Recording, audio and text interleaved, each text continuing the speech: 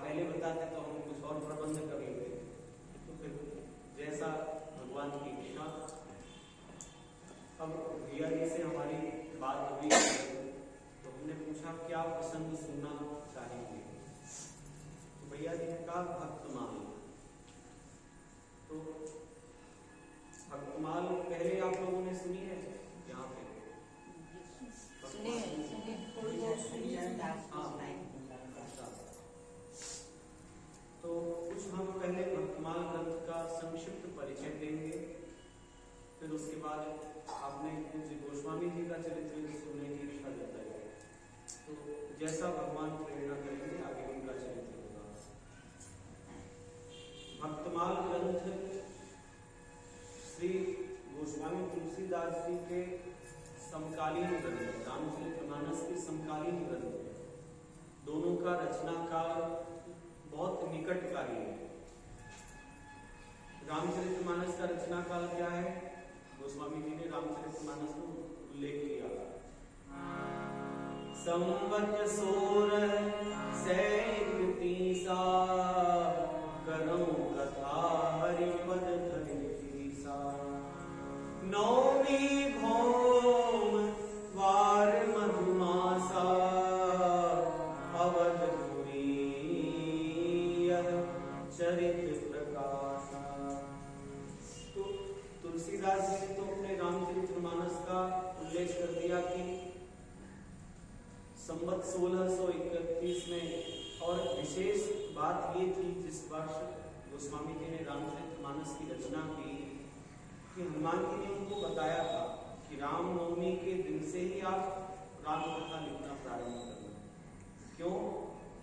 उसका कारण ये था कि जो 24वीं चतुर्युगी, 24वीं चतुर्युगी के रामावतार में, रामावतार हर युग में नहीं होता, हर बार त्रेता युग पड़े ऐसा नहीं, 24वीं चतुर्युगी में रामावतार हुआ, और कृष्णावतार 27वीं चतुर्युगी, 28वीं चतुर्युगी। हाँ, तो जो योग ग्रह लग्न तिथि थी, जो नक्षत्र था, वही संयोग 1631 में रामनवमी के दिन बना, जो रामावतार में करोड़ों वर्ष पूर्व था। तो हनुमान जी ने कहा कि अगर इस दिन से आप रामचरितमानस की रचना प्रारंभ करेंगे तो विशेष समय है। और पूज्यपाद गोस्वामी जी ने अयोध्यापुरी में ही रचना प्रारंभ की। तो हमारा जो कहने का तात्पर्य था कि इस प्रकार से रामचरितमानस का तो रचना काल हमको पता चल गया, लेकिन इस नाभा गोस्वामी जी के द्वारा लिखित यह जो ग्रंथ है भक्तमाल, इसका रचना काल पूरी तरह से कहीं लिखित नहीं है। तो ऐसा वर्णन आता है कि भक्तमाल की ग्रंथ की टीका लिखी जाती है, किसी भी ग्रंथ की, जैसे गीता जी की टीका श्री परम सुखदेव स्वामी रामसूत्रदास जी ने साधक संजीवनी टीका लिखी। ऐसे कई संत अपने अपने भाव लिखते हैं।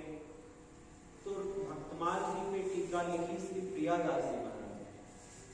ये प्रियादास जी महाराज हो गए वृंदावन के ही विरक्त संत हुए और गौड़ीय संप्रदाय के संत हुए। इन्होंने यह टीका क्यों लिखी और कब लिखी, तो उसका उल्लेख श्री प्रियादास जी महाराज ने अपने भक्तमाल की टीका में ही लिखा है कि यह हमने रचना की है, नाभा जिनको अभिलाष पूर्ण कियो मैं तो, ताकि साथी प्रथम सुनाई नीके गाए।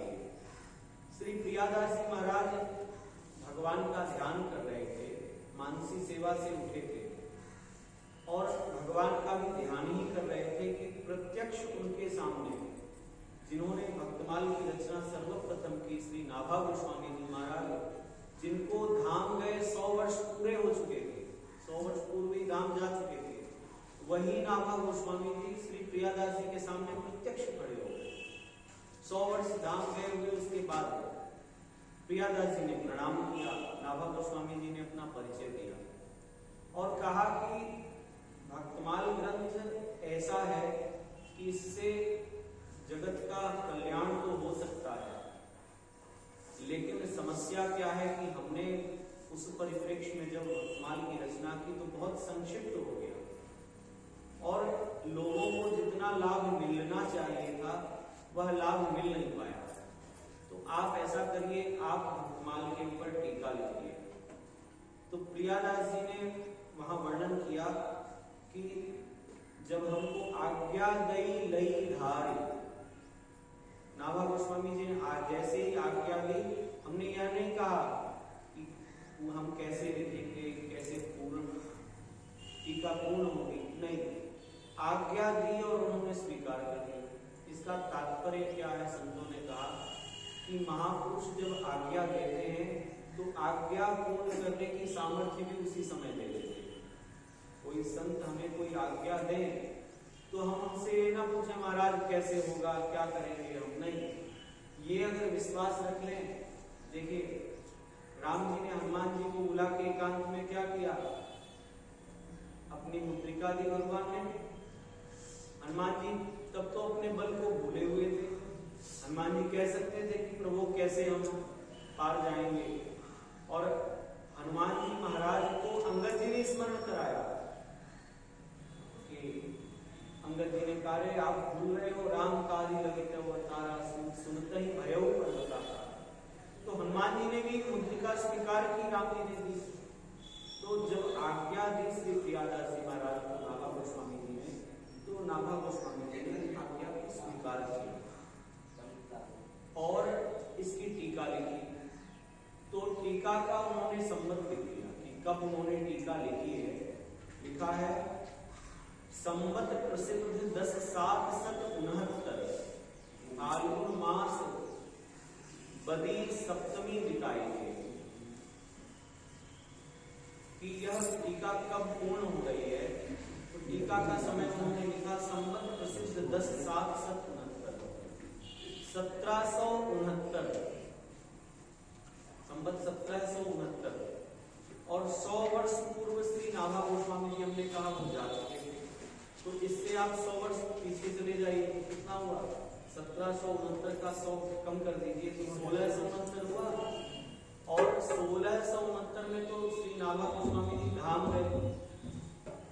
तो लगभग हम ये माने कि 1631 से लेकर के जब रामचरितमानस की रचना हुई 1632 और 33 के बीच की रचना, ऐसा प्रमाण मिलता है।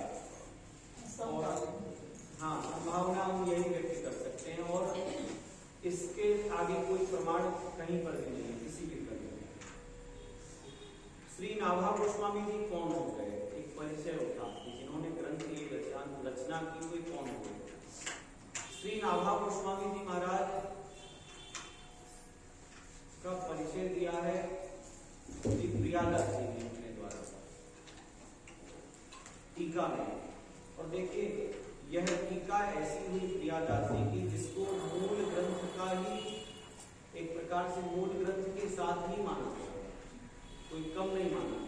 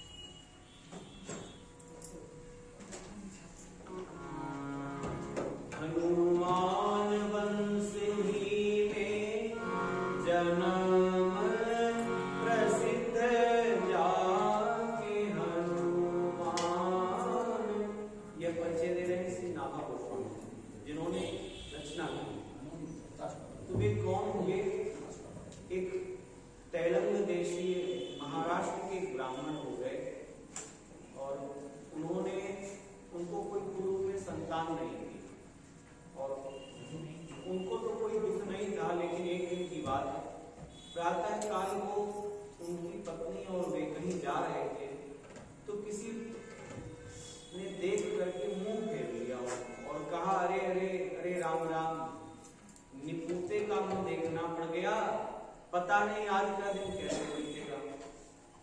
ऐसा लोग मानते हैं कि जिसके पुत्र ना हो उसकी सद्गति नहीं, ऐसा नहीं है।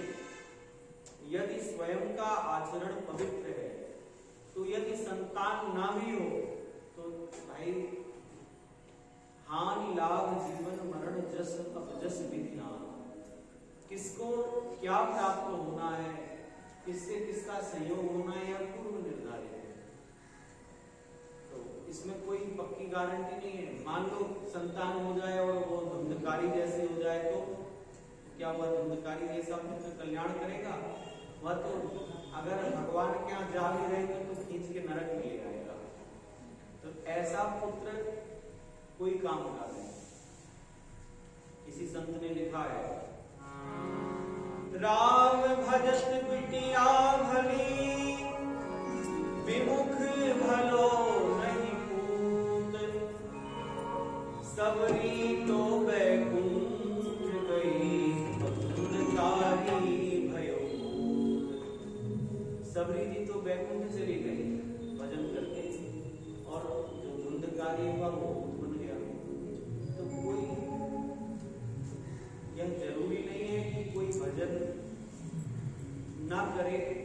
संतान हो जाए तो भव सागर से पार हो जाएगा, यह कोई गारंटी नहीं है।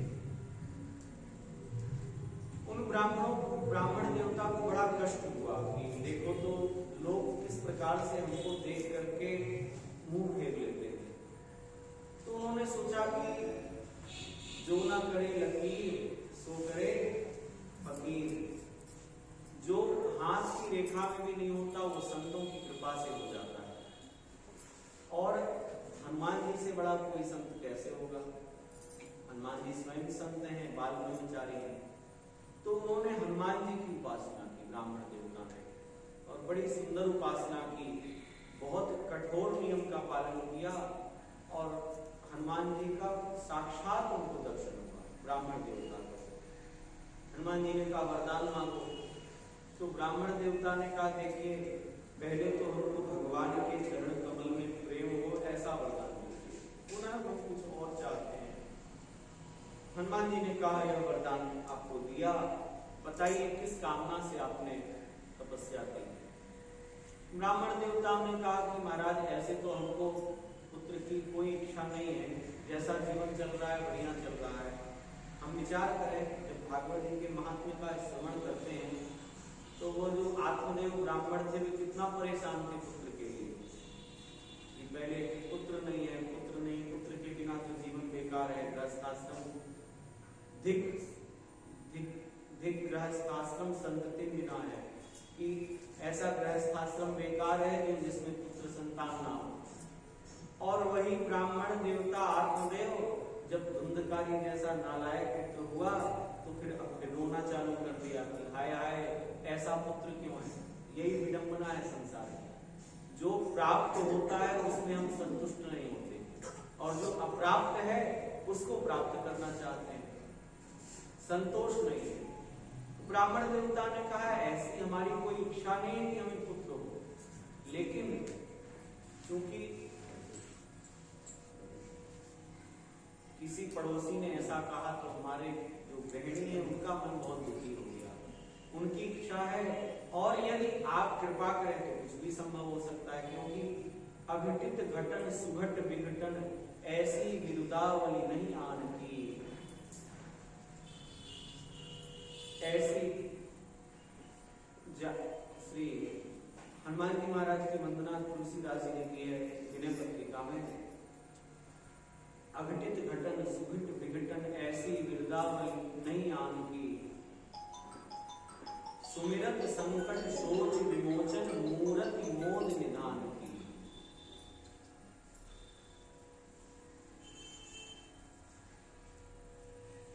तुलसी सो सब भांति परम हित, विनय पत्रिका बोल लेते हैं। वह पंक्ति पहली उठ नहीं गई, कई बार याद होता है तो भी कोई कोई पंक्ति उठती नहीं है। तो विनय पत्रिका में श्री गोस्वामी जी हनुमान जी की स्तुति कर रहे हैं और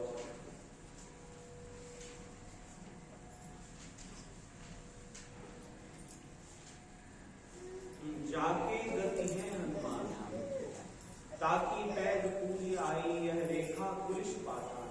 इसका तात्पर्य क्या हुआ कि हे महाराज हनुमान जी की का जिसने आश्रय लिया उसकी प्रतिज्ञा मानो पूरी ही हो गई। जिसने हनुमान जी का आश्रय ले लिया और उसकी प्रतिज्ञा, उसने जो विचार किया हनुमान जी उसको पूर्ण कर ही देते हैं। हनुमान जी सर्वसमर्थ हैं, हनुमान जी कोई कमजोर थोड़ी है। इतनी शक्ति है हनुमान जी में। किसी पुराण का उदाहरण है कि जो देवराज इंद्र है उसमें देवराज इंद्र का वाहन कौन है? ऐरावत हाथी। ऐरावत हाथी में 10,000 मत वाले हाथियों का बल है, एक ऐरावत हाथी। और देवराज इंद्र में 10,000 ऐरावत हाथियों का बल है। और हनुमान जी महाराज में कितना बल है? तो जितना 10,000 ऐरावत हाथियों का इंद्र में बल है और 10,000 इंद्र का बल हनुमान जी में नहीं है। हनुमान जी की एक रोए में है। यह है हनुमान जी की शक्ति, उसको कोई पार नहीं पा सकता। तभी तो हनुमान जी ने कहा कि हे जामवंत जी आप बताइए क्या करना है।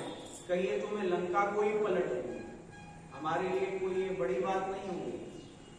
लेकिन हनुमान जी की महिमा कहां पर प्रकट होती है कि हनुमान जी ने इतना कार्य कर दिया लंका में जाकर, और फिर भी आकर के भगवान के चरणों में पड़े, कहते प्रभु हमने कुछ नहीं किया, सो सब तब प्रताप रघुराई, नाथ न कछु मोहि प्रभुताई। प्रभु हमारी इसमें कोई बड़ाई नहीं है, यह सब आपकी कृपा से हुआ है। तो हनुमान जी अपने ऊपर कुछ लेते नहीं थे। आग लगाना कोई अच्छा काम है क्या? किसी के घर में आग लगा दो, अच्छा काम तो नहीं है। कहते हैं जो आग लगाते हैं वो अगले जन्म में जन्मांध पैदा होते हैं। जो किसी का घर जला दें या नगर जला दें, ऐसा व्यक्ति अगले जन्म में जन्मांध पैदा होता है, क्योंकि उसने लोगों के जीवन में अंधेरा किया, तो फिर उसको भी आगे जन्मांध पैदा होना। तो हनुमान जी ने तो आग लगा दी लंका में। गर्भ हत्या बहुत बड़ा पाप है, मानते हैं ना सब लोग। ब्रह्म हत्या से भी अधिक पाप गर्भ हत्या का है, गौ हत्या से भी अधिक बड़ा पाप गर्भ हत्या का है। क्योंकि जो अभी आया ही नहीं, जो अभी आई ही नहीं, उसको हमने नष्ट कर दिया। हमको क्या अधिकार दिया किसी ने नष्ट करने का? तो श्री हनुमान जी महाराज ने यह सब कार्य किया लंका में जाके, है ना। गर्भ समय रजनीचर भारी, चलत महाधुनि गर्जिस भारी। लेकिन हनुमान जी को कोई पाप नहीं छू पाया। क्यों नहीं छुआ कोई पाप? क्योंकि हनुमान जी अपने आप को कर्ता मानते ही नहीं कि मैं कर रहा हूं। हनुमान जी ने कहा प्रभु जो कर रहे हो सब आप कर रहे हो, आप करवा रहे हो, मैं तो आपका गोपाल, मैं तो थारे नचायो नाच। हे प्रभु मैं तो आपके नचाए नाच रहा हूं। जैसे कहते ना, पहले खेल होता था कठपुतली का, तो कठपुतली का खेल दिखाते थे। अब ये सब खेल तो समाप्त हो गए। जो आजकल नया युग आया तो मोबाइल ने सारे खेल समाप्त कर दिए। पहले कठपुतली का खेल होता था गांव में, तो बच्चों की खूब भीड़ लगती थी। कठपुतली को बना लिया जाता था, और जो मुख्य कठपुतली को नचाने वाला होता था वह पर्दे के पीछे रहता था, उंगलियों में ही सबके धागे रखता था, कभी किसी का धागा खींचे तो वह लगता था मानो कठपुतली बोल रही है। आवाज सबकी वो तरह तरह की आवाज भी निकाल लेता था। तो इसी प्रकार से हनुमान जी ने कहा प्रभु हम तो आपकी कठपुतली हैं, करने वाले तो सूत्रधार तो आप ही। कुंती जी ने भी भागवत जी में स्तुति में यही कहा है कि प्रभु मैं आपकी कठपुतली हूं। श्री हनुमान जी महाराज को कोई पाप नहीं लगा। ऐसी सामर्थ्य हनुमान जी महाराज की, सब कुछ करने के बाद भी पाप नहीं लग रहा है। और कहा अघटित घटने सुघट विघटन, अघटित घटन सुघट विघटन, ऐसी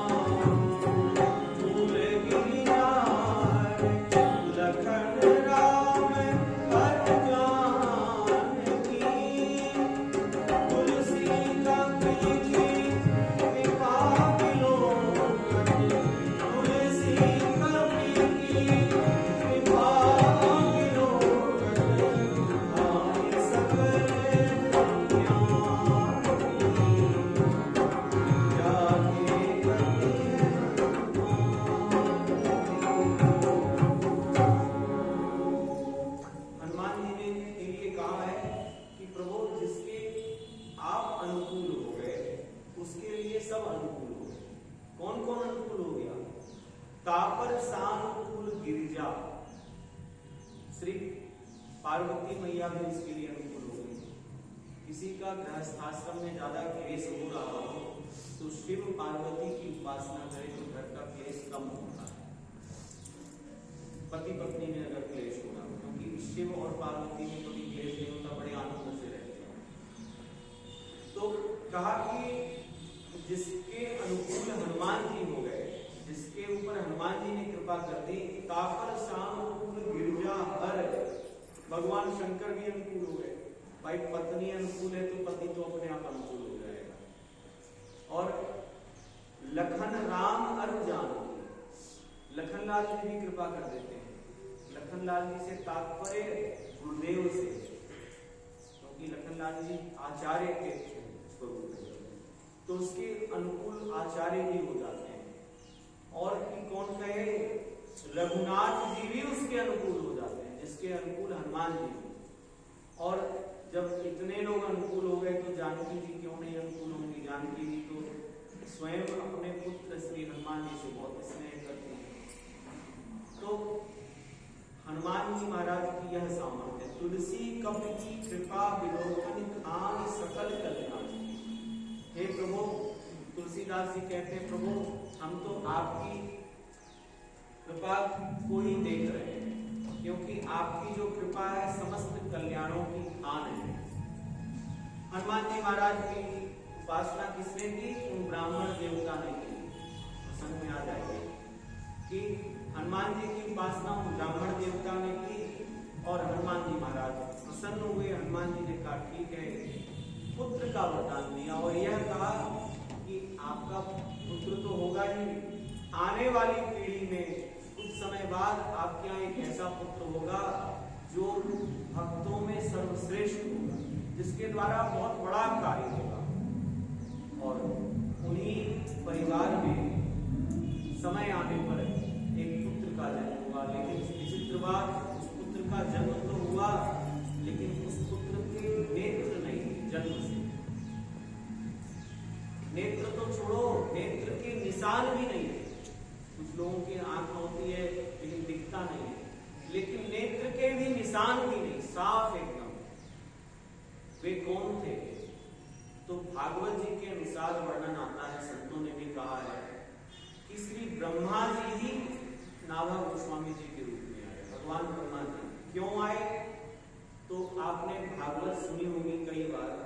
भागवत कथा में एक प्रसंग आता है कि ब्रह्मा जी को मोह हो गया, भगवान की लीला देखा, ब्रह्मा जी ने देखी और ब्रह्मा जी महाराज के मन में आया कि ये कैसा भगवान है जो सब बाल बालों के साथ जूठा खा रहा है।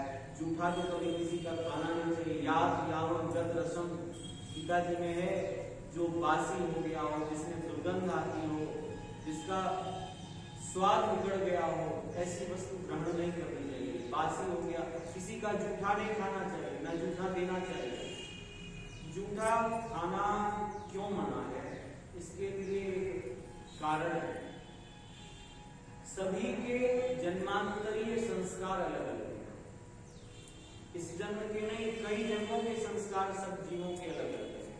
कौन कहां से आया या हम क्या हमको पता है क्या? हम नहीं जानते। एक मारवाड़ी वैश्य थे, संभवतः ये वो हनुमानगढ़ है राजस्थान में, वहीं के ही थे। और उन्होंने घर से कुछ पूंजी लेके आए, अपने मित्र को लेकर के, एक मित्र को भी ले लिया साथ में, और वह मित्र गरीब था और वे मारवाड़ी जो वैश्य थे, मारवाड़ी जो वैश्य थे उनके पास पूंजी थी और उन्होंने सोचा मेरा मित्र है, यह निर्धन है, तो आज की भाषा में क्या, मैन पावर भी तो जरूरी है।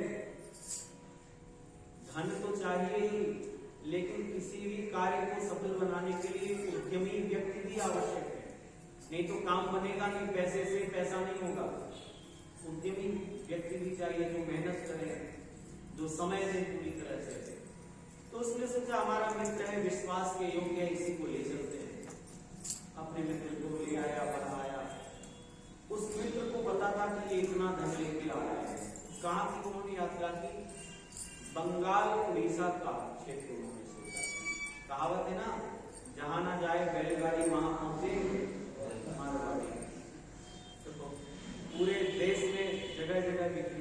बात है भाई, मारवाड़ी भाई बहन नहीं है जो धर्म संस्कृति को बचाने का कार्य कर रहे हैं, क्योंकि सत्संग के प्रेमी होते हैं, गाय की पूजा करना जानते हैं, चाहते हैं कि हम गौ रक्षा करें, गौ माता की सेवा करें, संतों में भाव सर वो कोई उनको बताता नहीं, उनके संस्कार में ही होता है। तो उन्होंने सोचा कि हम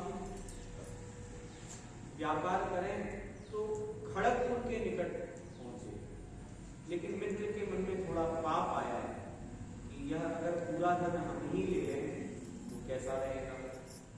तो उसने वहीं पर एक खड़गपुर स्टेशन पे ट्रेन रुकी और हाँ ट्रेन बदलनी थी, तो उन्होंने यह घटना गीता प्रेस के अंक में प्रकाशित की।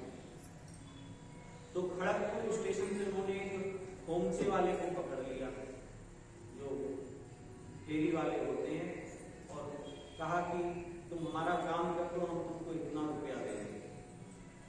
पैसे के लिए व्यक्ति क्या नहीं करता थोड़े रुपए के लिए। और उसने क्या किया कि चाय सेठ जी को, और उस चाय में हलाहल विष मिला दिया। सेठ जी ने चाय पी और थोड़े समय बाद चले गए। ट्रेन से उस सेठ जी को सुनसान जब समय आया तो उस व्यक्ति ने धक्का देके बाहर फेंक दिया। वो सेठ जी तो समाप्त हो गए, पूरा धन उसके पास हो गया, उसको पूरा आइडिया भी हो गया था कि कैसे बिजनेस करना, क्योंकि सेठ जी ने पूरा अपना जो कहते हैं ना प्लान बता दिया कि हमें ये करना है। तो उसने बिजनेस किया और थोड़े ही समय में बहुत उसने कमा लिया। अब गरीब था तो अभी तक तो उसकी शादी नहीं हुई थी। अब जब हरियाणा में एक रोडवेज की बस में लिखा था, पहले कमाओ फिर बहू लाओ, कि पहले धन कमाना आ जाए, अपने पैर पे खड़े हो जाओ तब तो विवाह करो। अगर बिना कमाए विवाह कर लोगे तो फिर घर गृहस्थी समस्या पैदा कर देगी। उसने अभी तक उसकी शादी भी नहीं हुई थी। अब उसका बिजनेस व्यापार इतना बढ़िया हुआ तो उसका विवाह भी हो गया। विवाह हुआ और विवाह के बाद उसको पुत्र हो गया, पुत्र बड़ा हुआ और पुत्र का भी विवाह हो गया, और पुत्र का विवाह हुआ और घर आया पुत्र, और घर आके पता नहीं क्या हुआ पुत्र को, और बेहोश हो गई। अब वो तो पैसा वाला था, करोड़पति हो गया था तब तक वह, तो उसने एक ही पुत्र था, तो उसने अपने पुत्र को बचाने के लिए जी जान लगा दिया। जितना पैसा पूरा पानी की तरह बहा दिया। मानो ये हालत हो गई जो जिन सेठ जी। अब क्या हुआ कि पुत्र में ज्यादा ध्यान हो गया, एक ही पुत्र है तो बिजनेस व्यापार भी ठप होने लगा। समय रहते समय के साथ उनका पूरा व्यापार लगभग ठप हो गया। एक दिन की बात, उनका वह पुत्र उठ के बैठा जो महीनों से बिस्तर पे लेटा हुआ था, और उस अपने ही पिता का उस लड़के ने नाम लेके कहा, अमुक जी हमको जानते हो, हम कौन है? तो उसने सोचा अरे हमारा पुत्र होश में आ गया, बड़ा खुश हुआ। तो उसने कहा लगता है थोड़ा दिमाग की गर्मी चढ़ गई है, बुखार और तबीयत इतने दिन से बिगड़ी थी। कहा अरे हम कैसे नहीं जानते, तुम तो हमारे पुत्र हो। कहा हम पुत्र नहीं है, हम अमुक सेठ हैं जिसको तुमने जहर देके रेलगाड़ी से धक्का देके गिरा दिया, और जितना धन तुमने लिया था उसको हमने खर्च करवा लिया है अपनी लाल में। थोड़ा सा बचा है तो जब हम मरेंगे तो तुम नित्य कर्म और जो अंतिम संस्कार करवाओगे तो उसमें भी खर्च हो जाएगा। अवाक रह गया कि यह घटना तो कोई और जानता ही नहीं था हमारे अलावा। इसको विश्वास हो गया कि ये वही है। उसने एक प्रश्न किया, ये बताओ जिससे तुम्हारा विवाह हुआ उस कन्या का क्या दोष, उसने क्या बिगाड़ा तुम्हारा? कारे वो कन्या और कोई नहीं है, वही जो खोमचे वाला ही है, वही वह कन्या होकर आई है, और उससे मेरा विवाह हुआ। जिसने हमको जहर दिया था तब उसको जीवन भर विधवा बन के रहना पड़ेगा। तो यह है कर्म का बंधन। जो करता है व्यक्ति उसको भोगना ही पड़ता है। अवश्यमेव भोक्तव्यम कृतम कर्म शुभाशुभम। और ऐसा कह के उसने अपने ही पिता को एक कांटा लगाया और तत्काल शरीर छोड़ दिया।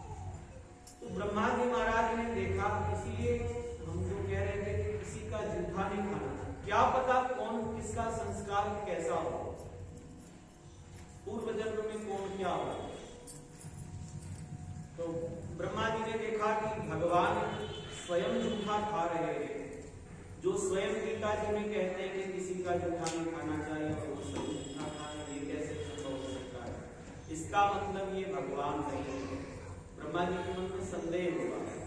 और देखो, भगवान के प्रति यदि संदेह होता है तो भगवान उस संदेह को और पक्का करने का प्रयत्न करते हैं कि तुम और संदेह करो।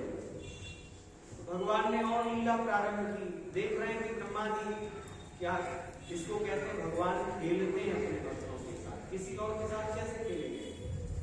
तो ब्रह्मा जी में जब संदेह हुआ तो भगवान ने क्या किया कि एक ग्वाल बाल ने कार्य कर लिया, मैं अपने घर से मगज के लड्डू लाया था, लेकिन एक ही लड्डू था, वो मैं मुंह में रख लिया। अब तुमको कैसे? तो भगवान ने कार्यदारी के मुंह से निकाल, मोड़े से निकाल के दे दे।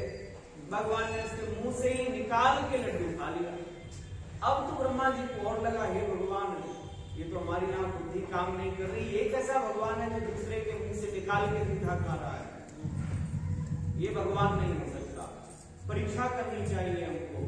और देखो, परीक्षा उसकी करनी चाहिए जो हमसे सामर्थ्य में कम हो। सामर्थ्य में ज्यादा हो, उसकी परीक्षा करने लगेंगे तो फिर कहीं बात बिगड़ गई तो लेने के देने पड़ जाएंगे। ब्रह्मा जी महाराज ने परीक्षा लेने का विचार किया और क्या किया कि बछड़ों को चुरा लिया। सबसे पहले बछड़ों को जब चुराया है तो ग्वाल वालों ने कार्य कन्हैया बछड़े दिखाई नहीं पड़ रहे हैं, कहाँ गए? ठाकुर जी ने कहा तुम लोग यही रुको, हम अभी आते। उस लीला में बलराम जी नहीं थे साथ में। अगर बलराम जी होते तो यह लीला संभव नहीं हो पाती। तो भगवान गए बछड़ों को देखने के लिए और इधर ब्रह्मा जी ने आकर के ग्वाल वालों को भी चुरा लिया। भगवान ने देखा ये चक्कर क्या है भाई? तो भगवान ने आंख बंद करके देखा, ओ ये सब ब्रह्मा जी की करामात है, कोई बात नहीं। भगवान ने तत्काल संकल्प किया और हूबहू जितने बछड़े ले गए थे उतने बछड़े भगवान ने बना लिए, जितने ग्वाल वाल ले गए थे उतने ग्वाल वाल, और तो और जिसका जैसा स्वभाव था वैसा स्वभाव भी भगवान ने स्वीकार किया उस रूप में। क्योंकि भाई यदि शरीर भगवान का होता, स्वभाव बदल जाता तो लोग कहते बताओ हमारा लड़के का तो स्वभाव ही बदल गया है, लगता है कोई और है। तो भगवान ने स्वभाव भी बदल उसी के रूप में स्वीकार किया। और अब ब्रह्मा जी ने लौट के आए कि देखें अब क्या हो रहा है। तो भगवान तो आनंद से लीला कर रहे हैं ग्वाल बालों के साथ, कोई वो अल्लाह नहीं है।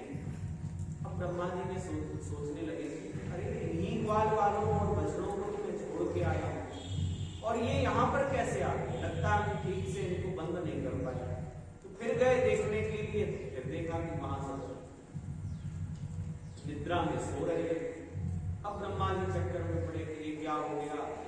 समझ गए भगवान का अपराध हमसे बन गया। अब क्या करें? ब्रह्मा जी ने सोचा कि उनको वापस करते हैं। वापस करने के लिए ब्रह्मलोक जा ही रहे थे तो भगवान ने सोचा थोड़ा और हम ले लिए। भगवान ने ब्रह्मा जी का ही रूप धारण किया और ब्रह्मलोक पहुंच गए। द्वारपालों से कहा देखो आजकल बहुरूपी लोग बहुत घूम रहे हैं, तो ऐसा है अभी हमारे रूप में अगर कोई आएगा तो उसको भगा देना, अंदर मत आने देना। द्वारपाल तो सजग हो गए। भगवान पहुंचे, ब्रह्मा जी जैसे ही पहुंचे द्वारपालों ने कहा खबरदार कहाँ जा रहे हो? जो रोज अपने घर में आता जाता हो और उसको अपने घर में ही गेट कीपर रोक लेके अंदर नहीं जा सकते तो उसको कैसा लगेगा? बड़ा लाल पीले हो गए ब्रह्मा जी। अरे तुम हमको नहीं जानते हो? द्वारपालों ने कहा खूब जानते हैं, तुम बहुरूपी हो, हमारे मालिक ने पहले ही हमको बता दिया। ब्रह्मा जी ने कहा तुम्हारा मालिक कौन है? कहा ये सतनानंद ब्रह्मा जी हैं और जी ने ध्यान करके देखा कि क्या लीला हो रही है, तो देखा भगवान ने कहा, कहो ब्रह्मा जी कैसी रही, आप खेल रहे थे तो थोड़ा हम भी खेल लिए। अब ब्रह्मा जी घबरा गए, हे भगवान ये क्या हो गया हमसे, भगवान ने तो हमारी कुर्सी ही छीन ली, आज कुर्सी की तो लड़ाई आ गई। तो भगवान ब्रह्मा जी ने सोच कहा द्वारपालों से, भाई हम नकली ब्रह्माएं मानते हैं, उनका एक बार दर्शन तो कर लें। ब्रह्मा जी ने सोचा हम सामने पहुंच के पैर पकड़ लेंगे, क्षमा मांग लेंगे। जैसे ही ब्रह्मा जी पहुंचे भगवान वहां से रुद्रदान। अब ब्रह्मा जी ने सोचा अब क्या करें, कहाँ जाए, तत्काल ग्वाल वालों को और बछड़ों को लेकर के ब्रज में आ गए, भगवान को सौंप भी दिया, लेकिन भगवान कुछ नहीं बोले। ब्रह्मा जी ने बड़ी लंबी स्तुति की है, तत्ते अनुकंपां सुसमीक्षमाणो पुञ्जानेवात्मकृतं विपाकं हृद्भावपूभिर्विदधं नमस्ते जीवेभ्यो मुक्तिपदे सदायः। करजोरे ब्रह्मा खड़े सुनहु नंद के लाल, देहु ब्रह्म पद और को हमहि करो ब्रजद्वार। ब्रह्मा जी ने बड़ी लंबी चौड़ी 42 श्लोकों में भगवान की स्तुति की है भागवत में, और भगवान ने एक बार भी नहीं कहा कि ब्रह्मा जी कोई बात नहीं, गलती सबसे हो जाती, हमने क्षमा की, एक बार भी नहीं कहा ये। और भगवान ने कह दिया अन्य पुराण के अनुसार कि किसी के 2 आंख हो, मान लो वो गलती कर सकता है, तुम्हारे में 4 मुंह है और 8 आंख है, 8 आंख होने के बाद भी तुम समझ नहीं पाए हमको, तुमने भक्तों से ही हमको दूर कर दिया, यह तुम्हारे द्वारा बहुत बड़ा अपराध हुआ है और तुमको इसका दंड भुगतना पड़ेगा। ब्रह्मा जी ने कहा प्रभु अब जो आप दंड दोगे हम स्वीकार करेंगे। जब यह बात कही तो भगवान ने कहा देखो कलिकाल में, कलयुग में तुमको ही नाभा स्वामी के रूप में जन्मांध प्रकट करना पड़ेगा, क्योंकि तुमने देखते हुए भी अंधे जैसा काम किया है, जन्मांध पैदा होना पड़ेगा, और जब भक्तों का यश तुम गाओगे तब जाकर के मैं तुमको क्षमा करूंगा। ब्रह्मा जी ने शास्त्र स्वीकार किया है, और वही ब्रह्मा जी कलिकाल में इस रूप में आए हैं। कौन? हनुमान वंश ही में जन्म प्रसिद्ध, जाको भयो दृगहीन सोलमीन बाल आए। भयो दृगहीन, नेत्र के निशान भी नहीं है। पिता तीर्थ यात्रा करने गए और पिता भी दिवंगत हो गए। देखिए जो महापुरुष होते हैं उनके प्रारंभिक जीवन में कष्ट बहुत आता है, और वे संघर्ष में भी अपने रास्ते से कभी हटते नहीं है, तभी वे महापुरुष बनते हैं। यह महापुरुषों की पहचान है, इसलिए वे प्रेरणा देते हैं कि जीवन में कभी संघर्ष आए, कष्ट आए तो भी भगवान को भूलो मत, भगवान की मर्जी में अपनी मर्जी मिला के चले। श्री ब्रह्मा जी ने अभी हमने जो एक श्लोक कहा था, तत्तेनुकंपां सुसमीक्षमाणो पुञ्जान एवात्मकृतं विपाकम्, इसका अर्थ यह है कि ब्रह्मा जी कह रहे हैं प्रभु आपकी भक्ति का अधिकारी कौन हो सकता है, आपकी भक्ति किसको मिल सकती है? तो कहा जो प्रत्येक परिस्थिति में आपकी ही कृपा का अनुभव करे, तत्तेनुकंपां और सुसमीक्षमाण, 3 उपसर्ग लगा दिए कि महाराज जो आपकी कृपा में आपकी हर एक